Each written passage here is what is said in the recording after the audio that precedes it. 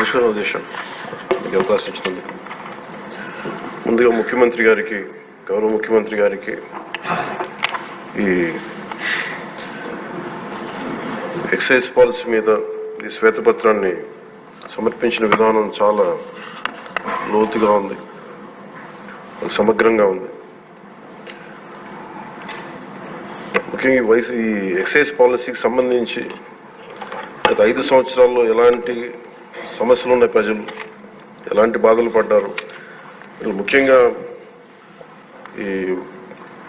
ఇలా కల్తీ సారా తాగి, ఇలాంటి ఇలిసిట్ లిక్కర్ తాగి, వారి ప్రైవేట్ బ్రాండ్స్ తాగి ప్రజలు ఏ స్థాయికి వెళ్ళిపోయారు అనేది ప్రత్యక్షంగా నేను కూడా చాలా నా దగ్గరికి వచ్చి చాలా సమస్యలు చెప్పుకున్నారు ప్రజలు. ముఖ్యంగా గుంటూరు నుంచి ఒక బాధితురాలు వచ్చి భర్తను తీసుకొచ్చింది. భర్తను తీసుకొచ్చి నా భర్త నన్ను కొట్టేస్తున్నాడు, మీరు మాట్లాడండి, వీళ్ళు మందు తాగిని చెప్పి ఆవిడ పాపం బాధపడుతుంటే ఉళ్ళ దెబ్బలు చూపించింది. భర్తను అడిగితే భర్త ఏమన్నాడంటే, నేను ఎప్పుడు ఇలా చేసేవాడిని కాదు, మందు తాగగానే నాకు అట్లా అయిపోతుంది, ఇది నర్వస్ డిజార్డర్ వచ్చేస్తుంది, న్యూరలాజికల్ డిజార్డర్ వచ్చేస్తుంది అనేది తర్వాత దీంట్లో తెలియదు అధ్యక్ష.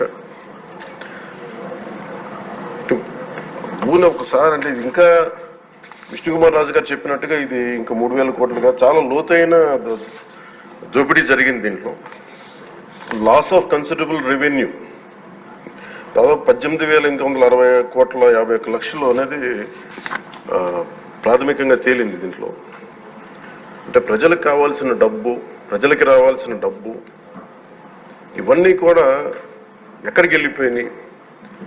నిన్న ప్రధానమంత్రి గారు మనకి కేంద్రం బడ్జెట్లో మనకి 15,000 కోట్లు ఇవ్వగానే ఇందాక గౌరవ ముఖ్యమంత్రి గారు చెప్పినట్టుగా మనం అందరం చాలా ఆనందపడ్డాం. అంటే దీంట్లోనే నిజంగా ఈ 15,000 చిల్లర కోట్లు మనకు వచ్చిందంటే అసలు క్యాపిటల్కి ఇబ్బంది కూడా ఉండేది కాదు. పోలవరం చాలా వరకు అయిపోయాయి. ఇవన్నీ పక్కన పెడితే అధ్యక్ష, నిన్న రివ్యూ చేస్తా ఉంటే ఒక 20,000 తీసుకున్నాడు ఒక అధికారి, మన ఏసీబీ వాళ్ళు తీసుకున్నారు. ఇంటర్ డిపార్ట్మెంటల్ ఎంక్వైరీ చేస్తాం అని చెప్పేసి ఒక రివ్యూ ఏదో కేసు గురించి చదువుతా ఉంటే తనకి కాంపెన్సేషన్ రావాలి, తనకి కోర్టుకి వెళ్ళారు. అది మాట్లాడుతున్నా ఒకటే అనిపించింది, ఒక చిన్నపాటి ఉద్యోగి తప్పు చేస్తే 20,000 రూపాయలు లంచం తీసుకున్నాడని చెప్పి లంచం తీసుకున్నందుకు ఏసీబీ ఎంక్వైరీ ఉంది, లేదంటే డిపార్ట్మెంటల్ ఎంక్వైరీ ఉంది. అలాంటిది రాష్ట్ర వ్యవహారాలు నడిపే ముఖ్యమంత్రి కానీ వారి సంబంధిత సభ్యులు కానీ స్టేట్ ఎక్స్చెకర్కి 18,860 కోట్ల రూపాయలు పైచిలకు ప్రప్రథమంగా ఇక్కడే మనకి తేలుతూ ఉంటే వీళ్ళు శిక్ష పడకుండా ఎలా తప్పించుకుంటారు? శిక్ష పడాలి. మనకి నైతిక బలం, నైతిక హక్కు ఎలా ఉంటుంది అధ్యక్ష? మనకి ఒక అధికారి 20,000 రూపాయలు నువ్వు తప్పు చేశావని చెప్పి ఏసీబీకి పట్టిస్తున్నావు. వీళ్ళేమో దారుణంగా 18,000 కోట్లు అటు ప్రజల్ని కనీసం వాళ్ళ క్వాలిటీలు మన లిక్కర్ మనకి తాగాలని చెప్పి ఎవరిని మనం కూర్చోబెట్టి మనం పెంపొందించట్లా. ఓకే, ఒక వ్యసనం అనుకోండి, దానికి ఏదైనా పేరు పెట్టుకోండి. ముఖ్యంగా మనకి మద్యపాన నిషేధం అనేది చాలా చాలా కష్టమైన విషయం, ముఖ్యంగా ఆంధ్రప్రదేశ్. ఒకవైపు యానాం, ఇంకోవైపు మనకి మధ్యప్రదేశ్, ఇంకోవైపు చూస్తే మనకి తెలంగాణ, ఒరిస్సా, తమిళనాడు, కర్ణాటక, ఇన్ని బార్డర్స్ని షేర్ చేసుకొని మద్యపాన నిషేధం అనేది ఇప్పుడు చాలా కష్టసాధ్యమైన విషయం. గతంలో కూడా చేశారు, సాధించలేకపోయారు.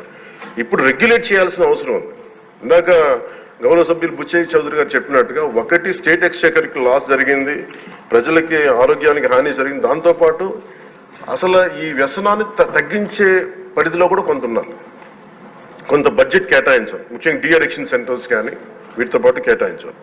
అది కూడా సూచన బుచ్చి చౌదరి గారు చెప్పిన సూచన కూడా మనం పరిగణలో తీసుకోవాలి అధ్యక్ష. ఎందుకంటే రేపొద్దు మనమే కనుక 18,000 కోట్లు ప్రస్తుతానికి వస్తే దాంట్లో కనీసం ఒక సర్టెన్ శాతం, ఒక 10% అంటాం, ఎంత పర్సెంటేజ్ ఆ పెద్దలందరూ కూర్చొని, విఘ్నులందరూ కూర్చొని దాంట్లో కొంత డీ అడిక్షన్కి దాన్ని ఖర్చు పెట్టాలి అధ్యక్ష. కేవలం దాన్ని ఆదాయంగా చూడకుండా అట్లీస్ట్ ఒక 10% డీ అడిక్షన్గా దాన్ని డీ అడిక్షన్ సెంటర్స్ ఖర్చు పెట్టాలి. కానీ అన్నిటికంటే కూడా ఈ రోజున మన గౌరవ ముఖ్యమంత్రి గారు చెప్పింది, వీళ్ళని ఎలా ఇన్వెస్టిగేషన్ అంటే అలిగేషన్స్, దీంతో ఎండ్ అయింది ఈ ప్రజెంటేషన్.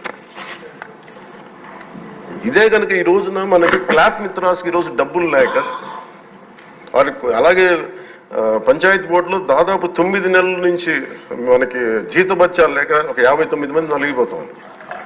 అలాగే ఫీజు రీఎంబర్స్మెంట్ లేక విద్యార్థులు నలిగిపోతా ఉన్నారు. స్టేట్ ఎక్స్చెకర్లో డబ్బులు లేవు. కానీ అందరూ ఇన్ని కోట్లాది మంది జీవితాలతో ఆడుకుని వీళ్ళ చేతుల్లో మటుకు ఇన్ని వేల కోట్లు దాదాపు విష్ణుకుమార్ రాజు గారు చెప్పినట్టు 30,000 కోట్లు వెళ్ళిపోయాయి. 18,000 కోట్లు ముందస్తుగా తెలుస్తుంది కానీ ఇంకా లోతుగా చూస్తే అది చాలా పెద్ద ఇది స్కామ్, ఇది దోపిడీ. వీటిని కనుక మనం వదిలేస్తే తప్పు చేసిన వాళ్ళని గత ప్రభుత్వం సంబంధించిన ఇది ఇట్స్ నాట్ అబౌట్ వెండట పగా ప్రతీకారం కాదు, కానీ వీళ్ళని స్వేచ్ఛగా కనుక వదిలేస్తే వాళ్ళ అదృష్టవశాత్తు ఈరోజు వాళ్ళు అక్కడ లేరు. వాళ్ళు కనుక ఉండుంటే వాళ్ళకి నిజంగా వాళ్ళకి సమాధానం చెప్పాల్సిన పరిస్థితి ఉండేది. తప్పించుకొని పారిపోయారు వాళ్ళు ఈరోజు, తప్పించుకొని పారిపోయారు వాళ్ళు. We have to make them accountable అధ్యక్ష. వాళ్ళు we have to bring them into accountability, but they have to be penalized. వాళ్ళు దయచేసి గౌరవ ముఖ్యమంత్రి గారికి నేను మీ తరపు నుంచి ఆయనకి తెలియజేసుకున్నాను అధ్యక్ష, దయచేసి వీరిని please we have to penalise them sir. వాళ్ళకి సరైన శిక్ష పడాలి సార్. వీళ్ళకి తప్పించుకోవడానికి కుదరదు సార్.